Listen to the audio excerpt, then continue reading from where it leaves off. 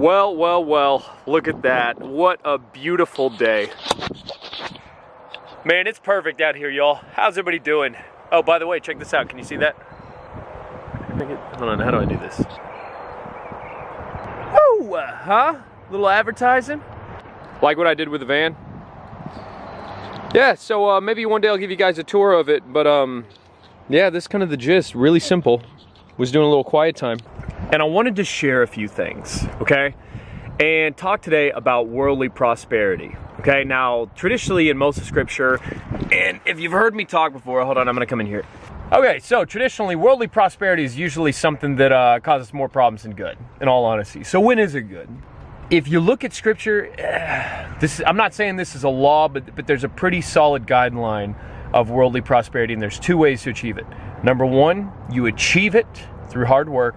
Number two, it's given to you, okay? Now, sometimes there are some balances in life, but I don't know, it's like, you know, you can work your tail off to get anything you want in life, and that's the beauty of life, you know, and that's the beauty of hard work, that's the beauty of results, and etc. And, you know, so yeah, sometimes in life you gotta just work your tail off, and it pays off, you know, but then other times it's, the best kind is when it's given to you, and it needs to be the byproduct of you doing your mission in life, whatever it is that God put in front of you. So, for example, if you look at King David, there's one line I'd like to read real quick. And for the record, I'm in 2 Samuel chapter 5, and hear this out.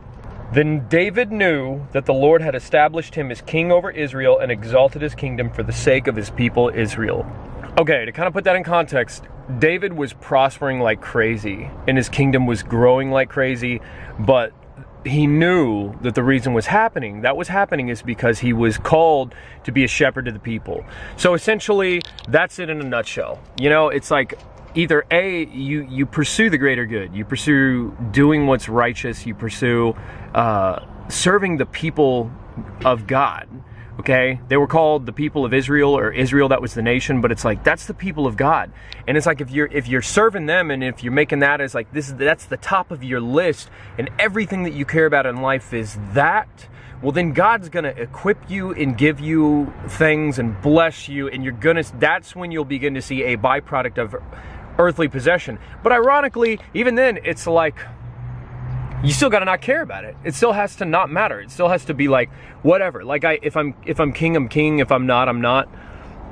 You just have to be like, if I'm king, I'm king. If I'm not, I'm not. It doesn't matter. Like, you don't care either way. Like, God will give you this stuff. And the whole reason David was prospering as king, so that people would realize that there was a blessing upon that nation.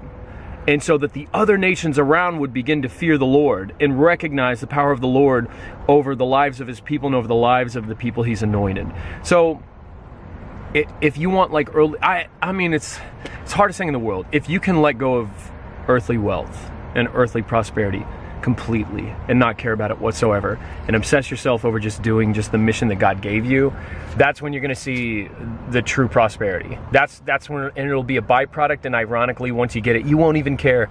So or you can work your tail off for it and spend your life on whatever you want. You know, you do whatever you want. I'm not sitting here telling you what to do with your life or how to live your life. I'm just sharing what Scripture teaches. And it's either A, God's going to give you something so that you can do something with it, or B, you're going to have to get something and then somehow try to do what God has called you to in spite of it. So yeah, good luck. And so, hey, like, comment, subscribe, or if you got questions, or if there's even some topics or something you want to know about, feel free to throw it in the comments. Maybe I'll talk about it. You never know.